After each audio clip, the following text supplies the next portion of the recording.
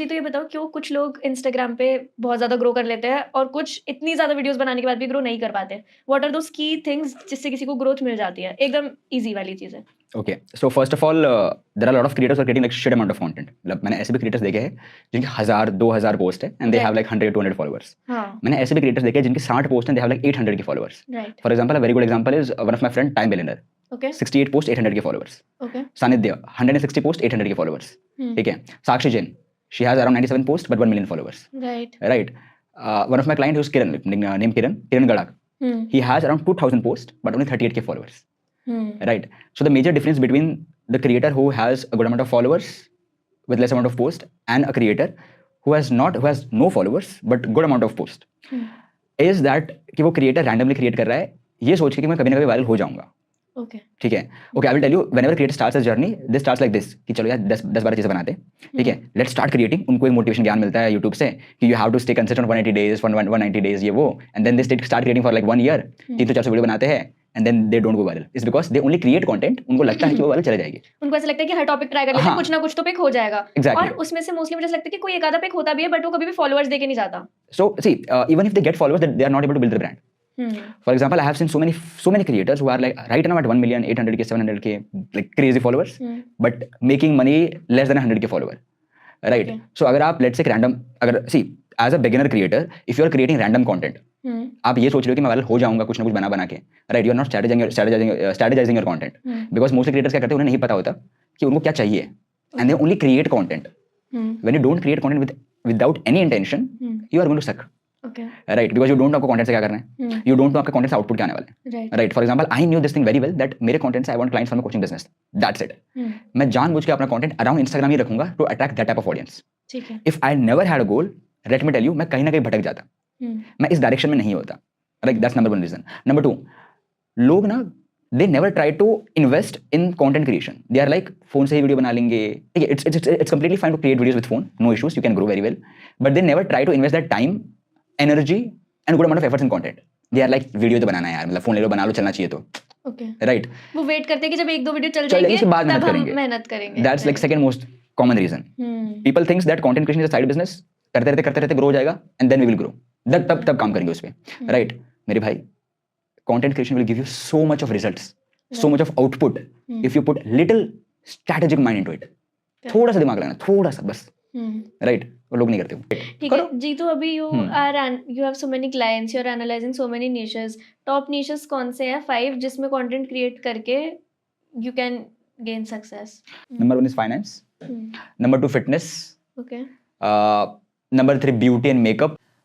इसके अलावा coaching business are making good amount of money. They have started making money on Instagram मतलब right now. people who are teaching others to be coaches, that On Instagram they are making good amount of money right now. okay, Right. Even fashion creators, अगर मैं 5 वाला हूँ तो even fashion creators are making decent amount of money. Right. and let me tell you, even business creators are making good amount of money. For example, For example बहुत सारे हैं। Riya Upreti. Okay, so Jeetu, what is the perfect time of posting? Because इसके around भी बहुत ज्यादा conversations रहता है, कोई कहता है इस टाइम पे करो, उस टाइम पे करो, सो आपके हिसाब से क्या आइडियल टाइम है? There are 2 timings that I will give you which works the best on Instagram right now. ठीक है, एक जो है वो आपकी पीक टाइमिंग्स होती है। फॉर एग्जाम्पल, अगर आप अपने इनसाइट्स में जाओ, वहाँ पे चेक करोगे, most of the time India के केस में 6 PM is the peak timing. Okay, most of the time, आपका अलग हो सकता है। ठीक है, तो 6 बजे के आसपास पोस्ट करना शुरू कर दो, number 1। Number 2, this may not work for a lot of beginners.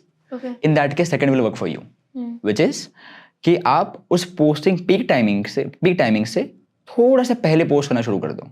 For example, my peak timing है 6 PM, तो मैं पोस्ट करता हूँ अराउंड 4:30 या 5, because if you are beginner, हो सकता है आपके पीक टाइमिंग पे आपके competitors who are at good level वो भी पोस्ट कर रहे होंगे। तो आप बेसिकली compete कर रहे हो अपनी ऑडियंस की फीड में उन क्रिएटर से।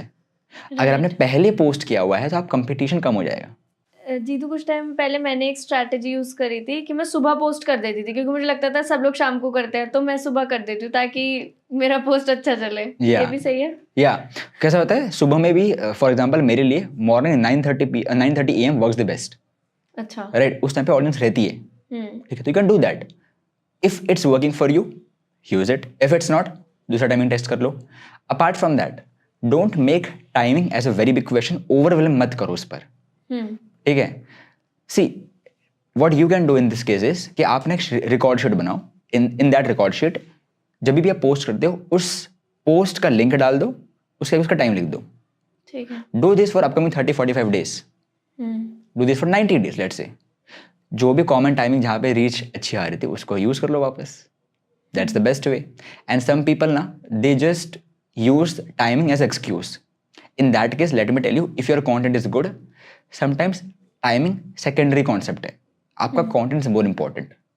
तो at the same like timing is important, उसके साथ साथ कंटेंट को भी इम्प्रोवाइज करो. बिकॉज बोरिंग कंटेंट को पीक टाइमिंग पे भी कोई नहीं देखेगा.